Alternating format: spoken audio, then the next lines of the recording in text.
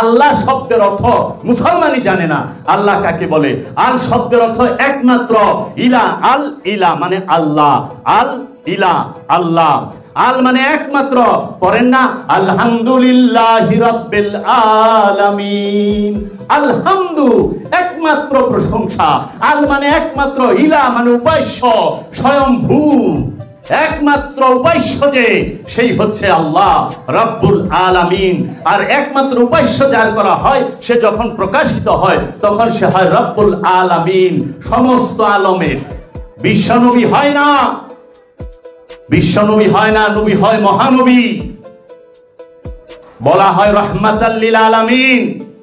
বিশ্বকে বলা হয় আলম, আলম মানে একটা পৃথিবী, আলামিন মানে দুইটা, আলামাইনে সমস্ত, আলামিন সমস্ত। আমার সাল্লাকে ইল্লা রাহমাতাল লিল আলামিন, সমস্ত আলমের জন্য রহমত হিসাবে আপনাকে প্রেরণ করেছে। কাকে? মুহাম্মদ সাল্লাল্লাহু আলাইহি ওয়াসাল্লামকে।